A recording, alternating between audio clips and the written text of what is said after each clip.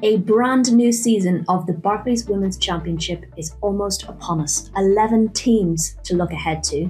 I'm Rachel. I'm Sophie. And this is Extra Time with Girls on the Ball.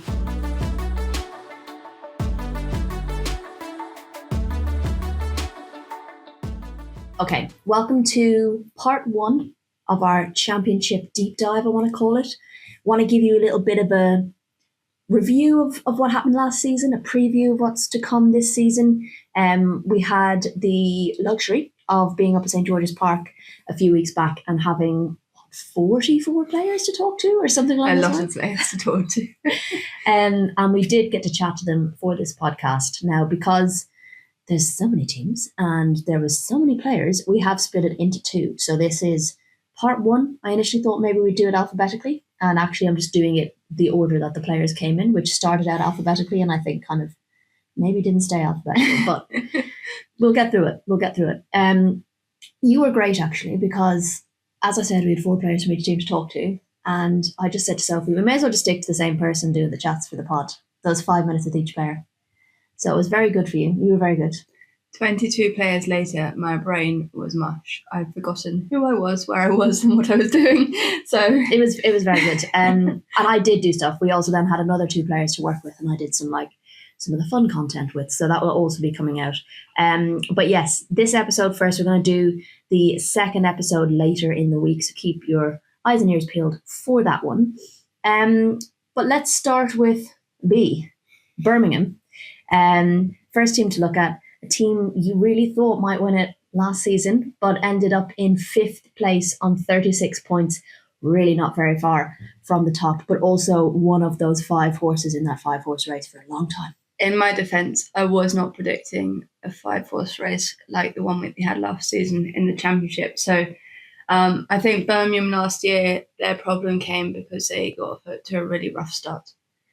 So they'll be looking to fix that this season, but the squad is absolutely stacked with international talent, and they've retained a lot of players as well as getting new ones in from the last seasons.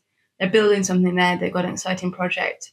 You feel that the club has finally got themselves back in order after sort of the tumultuous time of, under Carla Ward, not because of Carla Ward, of course, but under Carla Ward, where they didn't really have changing rooms and the players had to write a letter to the... There's no budget, nothing. Yeah, open letter to try and plead for better facilities and better treatment from the club. So I think they've turned a corner. I am backing them this year as well. Okay, you heard it here first. I haven't learned my lesson. Again, they do, of course, have a new manager in Amy Merricks, which is very exciting. We saw a bit of her as interim manager at Brighton twice, I think it was. So I'm excited to see her now. Always felt with her that she was very unlucky never to be given the chance for a full-time role there, because she did well both times that she came in, and you could see that the players trusted her and liked working with her. So I think that put her in good stead for a management position. Yeah, and I think of the players we spoke to, that was, I think, a draw for all of them, and they all had positive things to say about her. But it was Tegan McGowan who we spoke to, and she spoke about, joining Birmingham and also the new manager. So here's what she had to say. How's life settling in Birmingham? Really good. I actually settled in really quickly within my first couple of days there. The girls are lovely, and just feel like I've known them for so long. What was it about the club that really drew you to make the signing?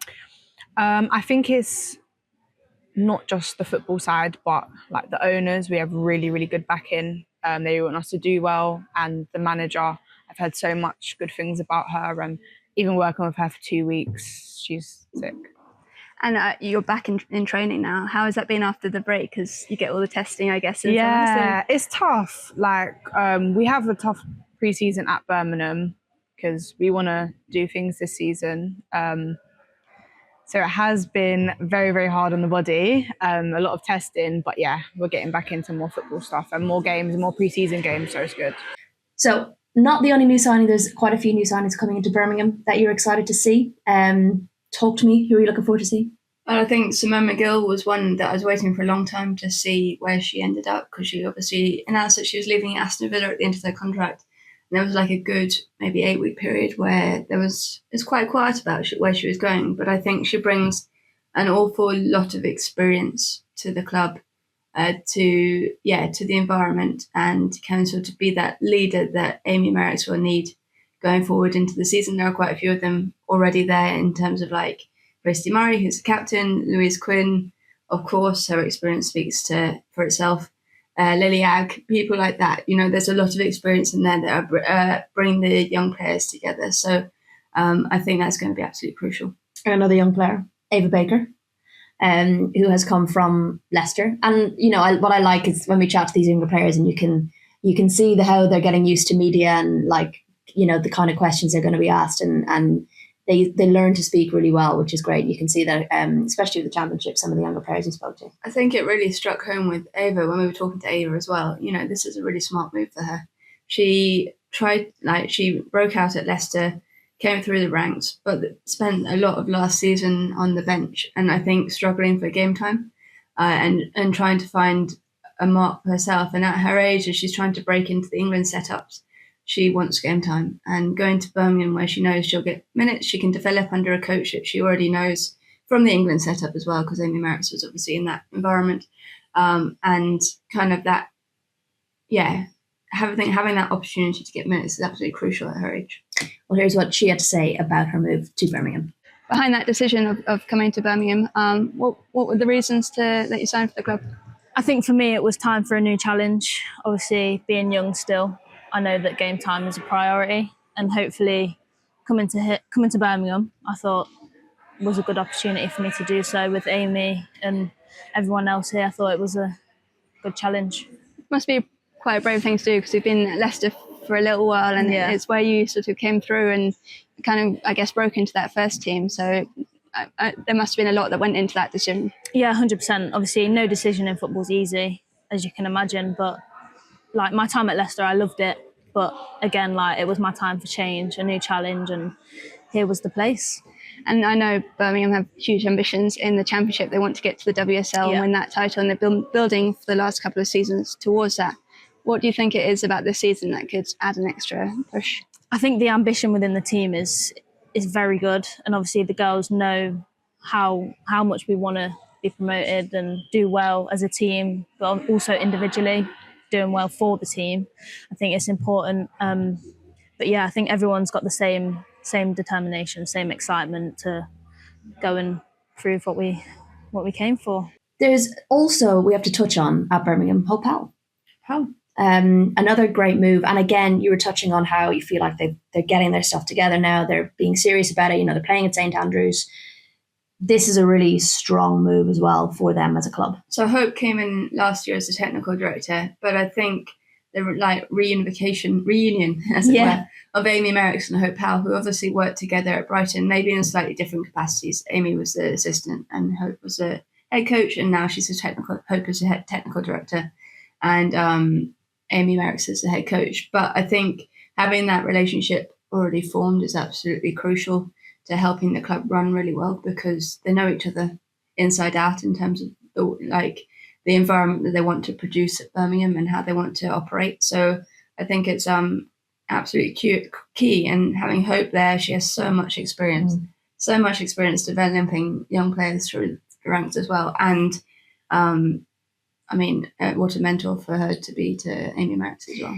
Yeah, and I think we often talk a lot about continuity and consistency, particularly in this league. I think for a lot of these teams, perhaps what tripped them up in that 5-horse race was that no one was really consistent throughout the season. And that goes for off the pitch staff too, like not just the players on the pitch, but that continuity between Amy Merricks and Hope Powell could be really key, because they both will understand each other and understand each other's goals and ambitions and what they want for the club. So yeah, exciting times. I'm intrigued to see how they do, given you've picked them already. First team we've touched on. Their first fixture is at home to Sunderland, the 8th of September at 2 p.m. at St Andrews. So if you're a Birmingham fan or Sunderland fan, there's the info for you. Moving on to the next B, we've got Blackburn.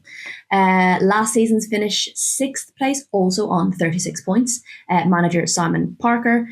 Have they announced a captain yet? I'm not sure, but I don't know, there was difficulty about Blackburn in the news this summer. I guess people are maybe a little bit worried about them at the moment. We didn't kind of touch too much on that with the players, purely because, it's not really their job to be answering the whys to this situation, but give people a bit of a rundown of that summer news. Yeah, so Blackburn have had a bit of a tricky summer, I think, to say the least. They've lost most of their playing squad. I think about 5 remain, or 5 or 6 remain from last year. In terms of the senior playing squad, it came out in, I think it was the Daily Mail, Catherine, who reported that their wages were being cut to not very much at all. They weren't having the right treatment in terms of the facilities. They were kind of definitely playing second fiddle to the men's team, and there was a whole lot of issues around.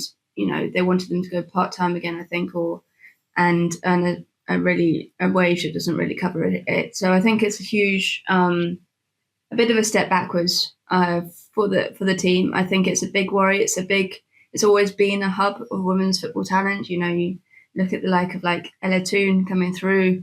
They have been known for producing talent, or nurturing talent, as it were.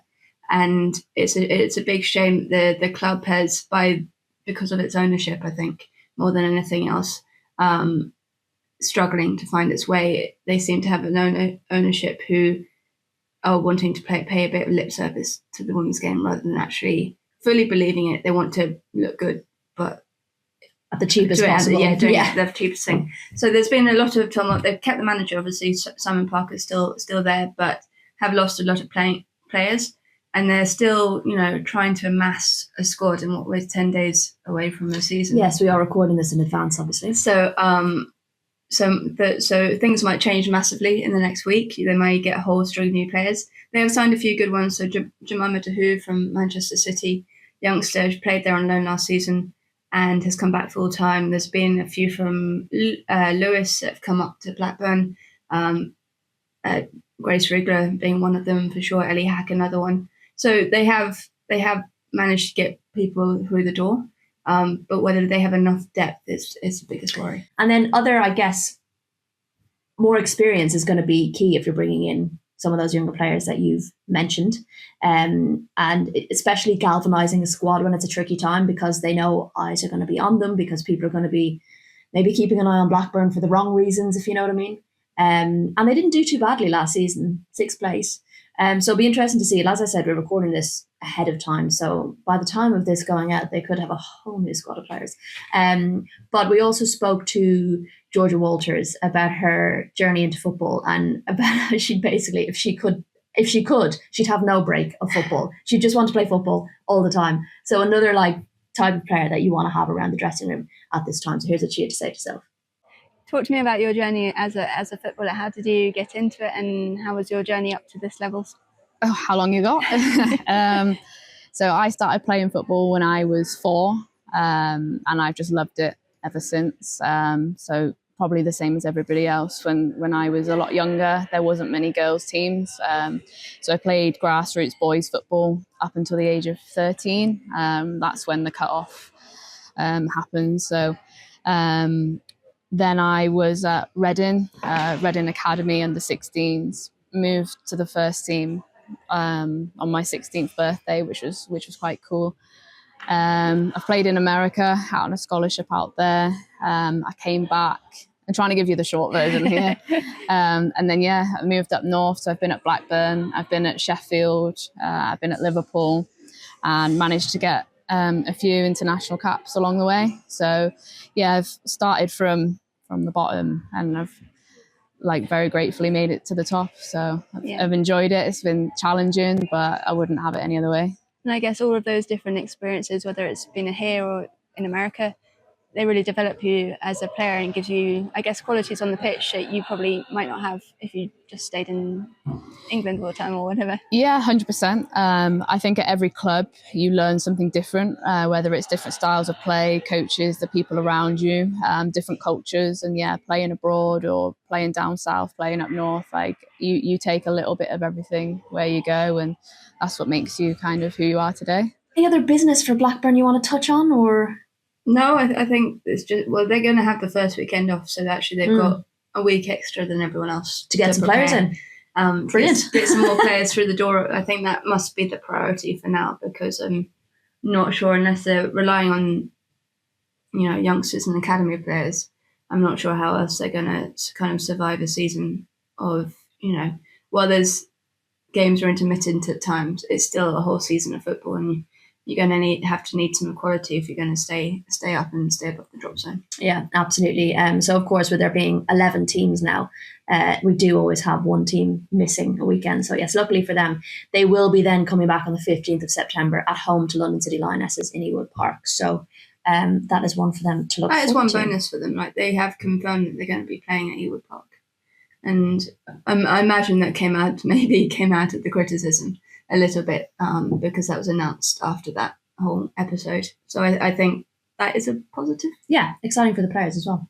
Another B is, of course, Bristol. They are coming down from the WSL, of course, finishing bottom of the league, have been in the Championship before, but I think we know how difficult the Championship is. It's not going to be a case of them just kind of, I don't think, going down, bouncing back up again. Another thing I think that we're probably all surprised with, that Bristol now have to deal with just kind of 2 weeks out from the start of the league, was the departure of manager Lauren Smith, which I think surprised us all. She had a real commitment to that club. We know she's Bristol through and through. And I think because Bristol were essentially relegated before the end of the season, it was something she'd been asked about. And she was very much like, I'm sticking around. So a surprise, but I'm hoping an exciting opportunity that she's going to. She wouldn't leave the club unless there was an exciting opportunity, I don't think. And I have no idea who that is or where she's going, whether it's going to be her staying in England or whether possibly looking at the NWSL. I know there's a job at Utah going, and Kelly Chambers might be working magic. Who knows? I don't know what the answer is, but I think she wouldn't leave a club that she loves so much and that is so, like, that she's built around her. I don't think she'd leave it unless she had something really exciting. She's been at the club for ages.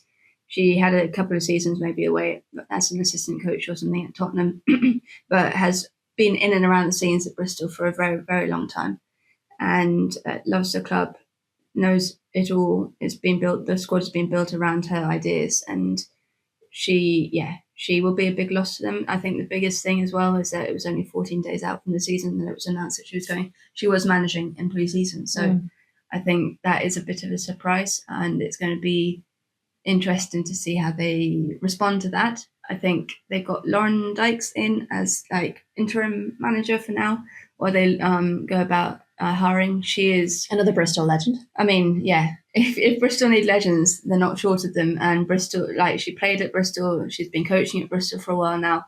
She knows the club inside out. If they want a replacement of the person who knows everything about the club, they've got it in Lauren Dykes. So that transition might not be so difficult, I think. Fingers crossed. And as I said, like, Championship is a beast of a league to be going into. Bristol, of course, have experience in the Championship. I almost said Champions League. They do have experience in the Champions League, actually. But it's something they know is not going to be easy. And I guess they have the fact that they were in the WSL, which will help, and they've been in the Championship. And that was something Amy Rogers spoke about, was that experience they have and how that will help them this season. Going into the Championship, it is a wild ride in this league, as you know. Yeah. What, from your experiences in the Championship, what can you bring to the team and kind of that knowledge building, I guess? For me, personally, I think just that it's just that understanding that no game and nothing is kind of given in this league. It isn't in any league, especially in this league. Like, you see one team will beat one team, they'll beat another team, and it just kind of goes in circles. Like, every game, like, if you're not giving your best, like, you can't expect to come out with a result. And I think that kind of understanding and hopefully that experience, I still think I'm a young player that can give a lot and grow a lot, but I think I understand this league fairly well. And yeah, hopefully I can help contribute to the team's success with that. Okay, so any key signings you want to highlight? I know Jackie Burns has gone there, Northern Irish goalkeeper. Yeah, they've had a bit of a flip around on their goalkeeping front. So Lionesses has gone to Palace, I think. So they brought in Jackie Byrne, obviously at Reading last season, Northern Ireland international, very, very good keeper.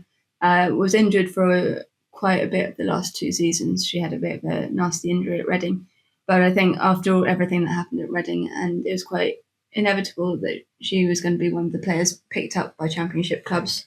And Bristol have got her. They've also got Alexia Lloyd-Smith, who was at Southampton last year, another player with a good attacker, a promising attacker, good experience. So I think that that brings her into the fold and adds some power to their attack, I would say. I think they have lost quite a few of the experienced players. So you look at Rachel Furness, but then she was injured. And she struggled. I think she has a huge influence though behind the scenes. So that will be a loss. Satara Murray barely played last year. She had injury problems as well. So I think Naomi Lezelle, I think for me that's the biggest blow for them, because she was a homegrown player. She was one of their own. She came through the ranks at Bristol. Gone too soon? Will she get game time? There's a big question. The thing, what I liked about them was, despite some of their experienced players being injured last season, it gave their youngsters, they were thrown into the deep end, and it gave their youngsters a big job to do, and it would have given them a huge amount of experience going into the championship, knowing what they can do. And I think then to lose some of them, and Manchester City don't seem to like to do this, maybe because they do have a relatively small playing squad compared to maybe some others at the top of the league, but Brooke Aspin, when she was bought last year from Chelsea, was loaned straight back to Bristol City. And I was a bit surprised that maybe Manchester City don't do the same with a few of their players. Someone like Lezelle, when you look at their defensive department, they've got quite a strong one, I think, in terms of the centre-back roles.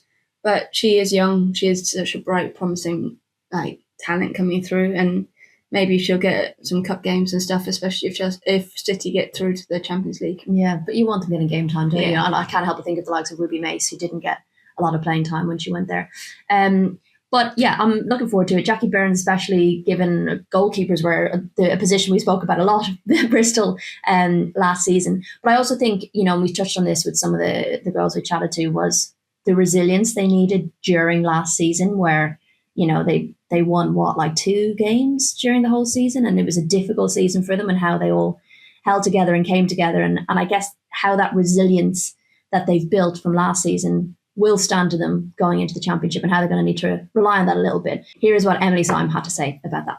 About pre-season, obviously coming off the back of the end of the season, there was disappointment there, but I guess there must be a renewed sense of refreshment, I guess, within the squad, and hope and optimism. Yeah, I think that's the overriding feeling at the moment. I think we were disappointed with last season, obviously, but I think it's built a lot of resilience in us, and I think we know how to fight in games, and I think we can bring a lot of the things that we learnt last season very comfortably and confidently into the new year. So I think we're excited. We're a more resilient together team because of it. I mean, sometimes it pulls you apart, doesn't it? But I feel like it's made us closer, and I think we've kept a good core of the squad, and I think we're in for a good competitive season this year. I think that was, when I was watching it from the outside, that was the key thing that I took from it, is that even though the results weren't going your way as a team, you were really pulling together, and there's certainly positives throughout the season that we were seeing in the games that you can carry through.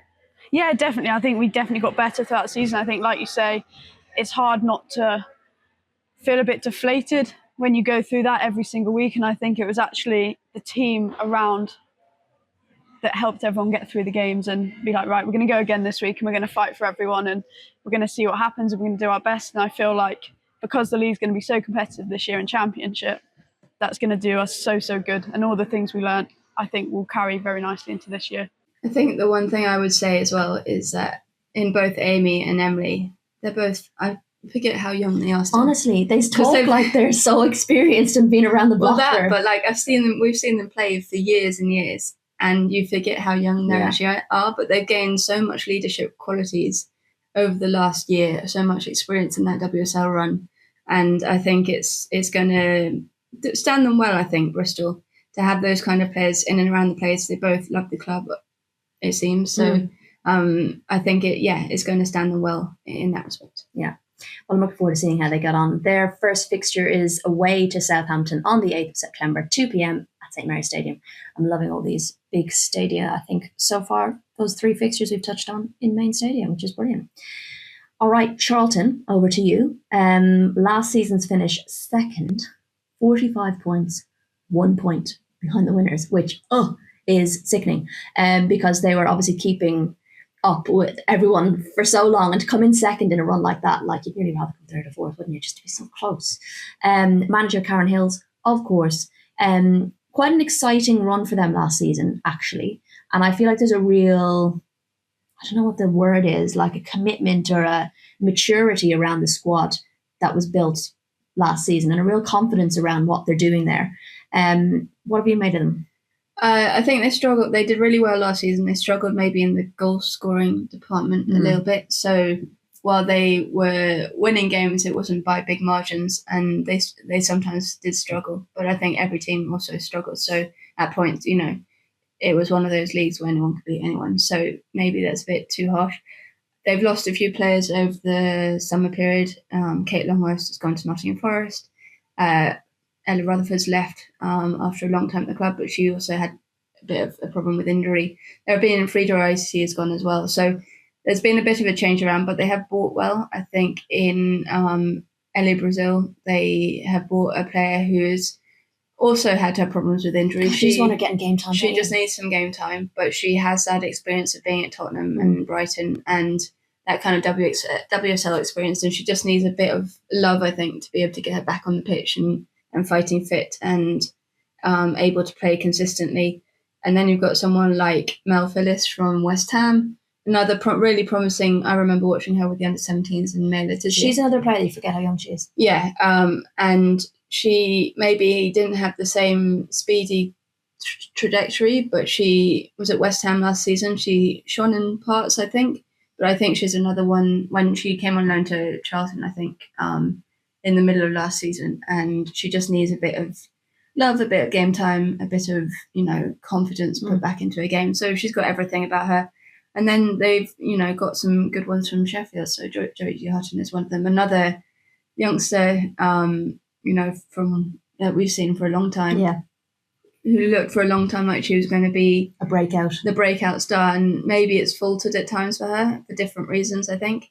But I think it's a new start for her. She'll bring a lot to this Charlton side. She has, a kind of versatility of position, strength of character, strength in her defending. She's maybe gone more into a defensive role than I thought she would be. Same. But yeah, she's quality, and she's another one that with game time she breathes confidence, and that gives her a lot as she develops as a player. So some exciting times, exciting signings.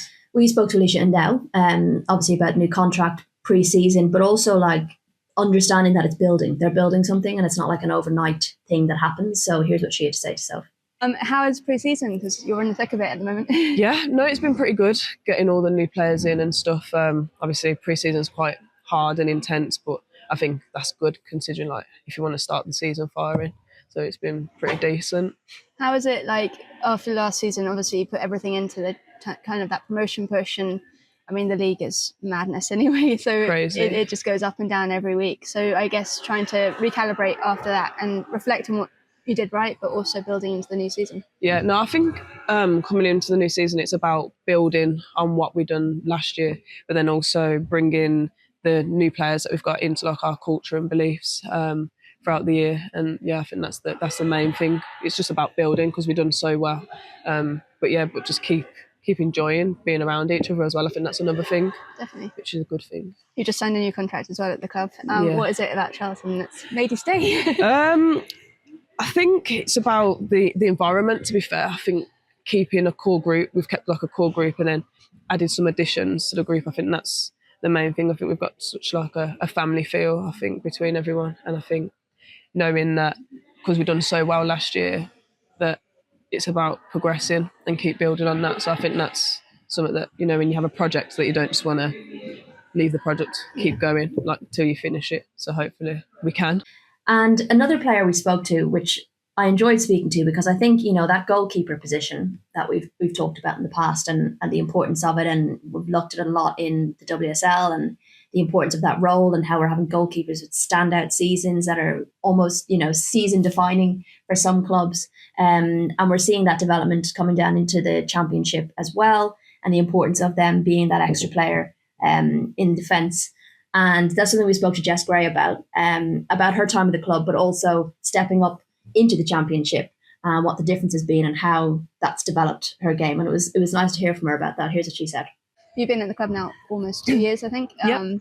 And made that step up, I guess, from the National League where you were playing. Yep. So how's that step been? And it's been interesting, really. It's a very different type of football, a lot quicker in this league and a lot more talent and a lot more, I don't know, opportunities really, some amazing players, and it's just the speed of the game, especially as a goalkeeper. There's a lot of need for building out from the back and playing out from the back, which I've really improved on in my game. And so I'm very excited for what's to come. I guess that's the difference as well nowadays in terms of goalkeepers in football in general, but certainly in the women's game, where it's become so much more technical than maybe it used to be, and definitely it's now a real specialist subject in terms of building it. Have you felt that as you've developed? Yeah, 100%. I think a couple of years ago it wasn't really my strong area, but I think I've worked on it massively, and I think it's now pretty much one of my strongest areas in the game, which I'm very proud of. And I want to keep improving. And I think the ability for the goalkeeper to step in and be essentially part of the defence and be an extra player is such a huge advantage, especially in this league when there are teams that you need to be able to play through, and having that extra person in the middle gives you such a huge advantage. So exciting times for Charlton. Another kind of team that's just feeling more and more solid as each season goes on. And it just means it gets more and more competitive the more teams you have like this who are kind of settling into their ways now, understanding that they're building foundations, retaining key players, stuff like that, makes it very, very exciting. I still have a question over the goal scoring, but we will see. Okay, we will touch on that, no doubt, during the season. Their first fixture is at home to Portsmouth, 8th of September, 2 p.m. at the Valley. So one to look forward to. Now going all the way up north to Durham. Last season's finished 9th, not great, 23 points. Manager Lee Sanders, of course. Not a brilliant season for them last season. They've always been a funny one that kind of are quite like up and down as the seasons go. So I think last season was a proper disappointment for them in a lot of ways. It was the first season, I think, that they went full-time. They managed to get themselves into a full-time structure, and not an easy do for a club like Durham who don't have a major men's team behind them. Mm-hmm. So they are bucking the trend a bit. They have been one of the clubs that you look at and go, they are doing things off the pitch really well. They've always done it. They're like a proper community, like Durham People's Club. They do really well with their fan activations, and they've managed to keep hold of a lot of players for a long time. You have a soft spot for Durham, don't you? I do. I was at university there, so they play on the pitch I used to play football on, so that's like a sort of memory. Star player over here. Nah, not at all. But I did love playing for Durham University and being part of that team. But I do think for Durham, it's going to be interesting to see how they settle this season. I think they maybe needed a season for the foundations to fall into place. I think the adjustment, we often underestimate the adjustment from part-time to full-time and how players deal with that, how their bodies deal with it, how it does sometimes it doesn't happen overnight that you're going to be an absolute winning outfit. So I think they had a bit of up and down in that respect, and they probably learned a lot from that season. They didn't get their kind of key players probably didn't get moving like properly until a bit later on in the season. You look at, Beth Heppel, who they've always relied on for goals at points. She maybe didn't have the best season in the world last year. So they'll be looking to get those players back, and they've signed pretty well as well. It's something Sarah Wilson touched on, looking back to last season, how tough it was, but also what they learned and how important that will be going into the new season. Here's what she said herself. When you reflect back on last season, I imagine for you who've been at the club for a while, it wasn't quite what you wanted in terms of results on the pitch. Yeah. So how do you look back at that time? I think when you're in it, it's awful. You feel it's the worst thing in the world, and that's football. And I think if you haven't gone through a season like that, you probably haven't experienced it. But we know that the results weren't what we're capable of, and I guess there was just a few different factors that. Sometimes it was just pure luck on the day. Some of the results just didn't go our way, and I think when you're in that, it's really, really difficult to get out of, especially as one of the experienced players. But I just think we've kind of put it behind where it doesn't define where as a club. It's got, if you look back at the history of the club, that's not something we even consider. We're putting it behind where, and we're just ready to move forward. I don't really know what's going on in the background there yet.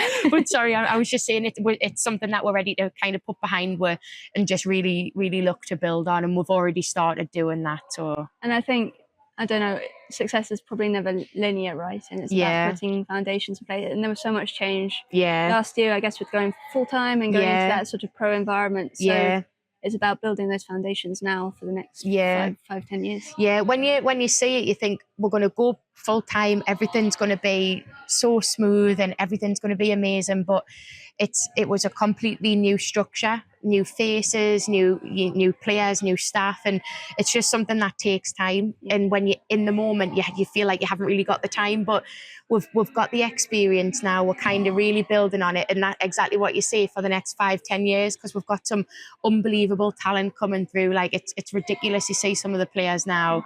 So what we're trying to do now is just make sure we're putting everything in place so that we can continue to grow the club.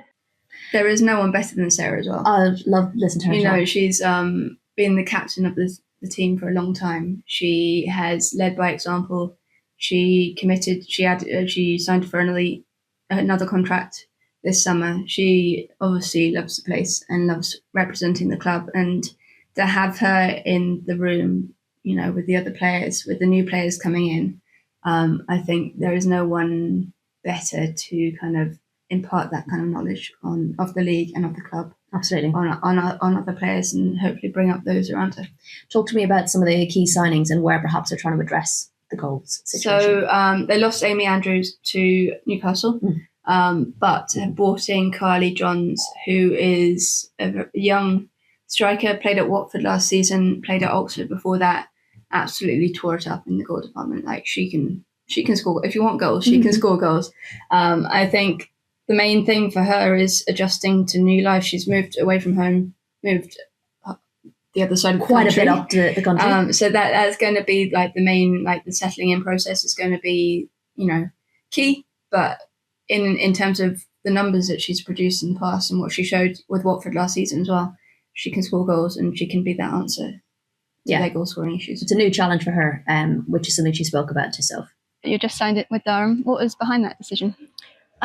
Just a different experience, full-time football. I feel like I'm quite a young player, so making that next step to be full-time is probably the best decision for me. Yeah, you had your experience in the Championship last year as well with Watford.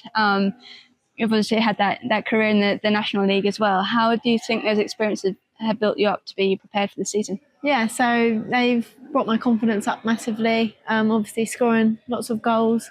So yeah, now I've got this opportunity and I'm looking forward to push on even more. You've had to move quite far away from home, I guess. How has that been? Is it a whole new life, I guess? Yeah, it's taken a while to settle in, but as I said, the girls have all been lovely. The coaching staff have made me feel really comfortable. So yeah, I'm really happy to be here. So yeah. All right, well, I'm excited to see her in action. First fixture for Durham is Sheffield at home, 8th of September, at midday in Maiden Castle Sports Park. That's a really good opportunity for them as well. Like, we'll come into Sheffield in part 2. No spoilers. Of the podcast. But, you know, if you're wanting, they will be looking at that game and going, there's 3 points on the board there for us. If we put it together. Sheffield. And yeah, it'll be an interesting one, I think, to see how both clubs are, but it's certainly a doable game to get their season off to a good start. Okay, moving all the way back down south now to London City Lionesses, and there's been loads of chat about these guys this summer because there's a lot going on at the club under Michelle Kang.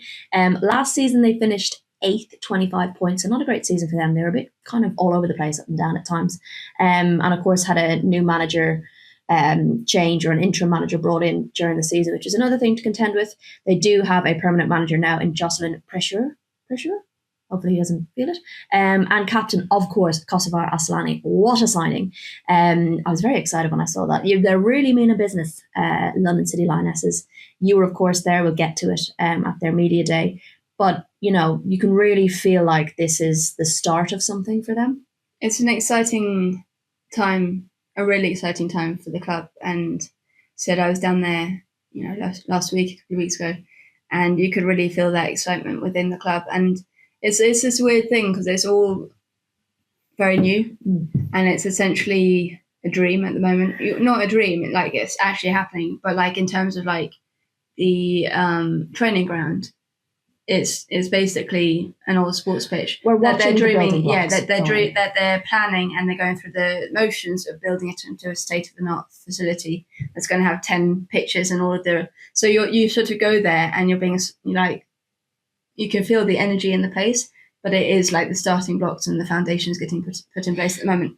I do think it's super exciting for the club, for the players.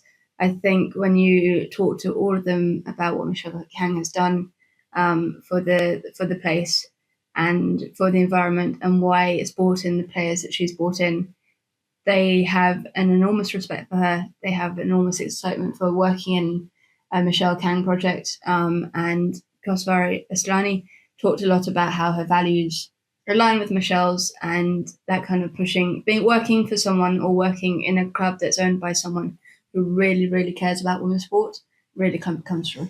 And it's interesting, isn't it? Because it's not an overnight thing. You're not guaranteed success in one season. So to be able to convey to the players your ambition and get them on board and their trust in your vision, to know that it's not going to be overnight and to commit to that project, I think is what makes it really impressive, because they finished 8th last season, right? Like you're bringing players into a championship division where they finish near the bottom of the table, but you've got them bought into this vision, which I think is really impressive. And they're not all young players. You've got players who might not actually see this vision come to fruition at the end of it because they might have retired by then. But I actually think the fact that they've been able to bring in so much experience and so much belief within the squad for what they're doing is probably what makes it really impressive. Yes, I spoke to Jocelyn about that, and it was quite not funny, but I think whenever I spoke to any of the players, they were like, we need to get promotion. This is our aim for this season. And of course they're going to say that. Promotion to WSL, nothing less will do. So you'll be feeling pressure. No, but like that's their ambition. And when I spoke to Jocelyn, he was like, yes, but it will take time. So I'm not going to promise you that it's going to happen this season. It might take 1 or 2 years. We are building foundations here for success. And it might not happen overnight, but we have this ambition to get to the WSL. And so I think he's very much quite balanced. So while they have the ambition of, obviously, everyone goes into this league wanting to win the league and get that promotion, he's also got quite that kind of measured head on him. Yeah. You also spoke to Connie Schofield about ambitions for the season. She was great to chat to. Here's what she said about it. How's life at London City at the moment? I know there's been so much change over the last, few months. So is it enjoyable? Yeah, so we've got a new owner, so there's been a lot of changes, some good new players coming in, new manager, the gym and all the little extras that are really important to performing on game day. There's been some really positive changes. That must make you feel really good as players as well, that you're getting that kind of support behind the scenes for what you do on the pitch. Yeah, I think definitely with Michelle, she's really trying to improve the women's game and drive the standards for all of us. So I think it's showing off pitch. You signed a new contract as well to stay at the club. Is that because of that ambition of the owner and the club? I really enjoyed my time here last season. I thought we had a really good group of girls. We could have done a lot better on the results and stuff, but I think it's definitely a place that I wanted to stay and to continue my footballing journey. So yeah, I'm really happy to be here this year, and definitely with all the changes that have come in, I'm excited for the season. And what's it like at this time of the year? Because you're building up to that first game on the 8th of August. It's going to be a really exciting occasion, I think, at your new home as well in Bromley. So it's all, I guess, laying the foundations to get to that point. Yeah, definitely. I think the new ground, again, is another sign that Michelle's really buying into the club. I think it's closer to London, so hopefully we'll get some more fans at the games and really promote London City. I know London City have big ambitions, but what are your personal ambitions for this next season? I think doing everything I can to help the team to climb the table and just on a daily basis driving standards.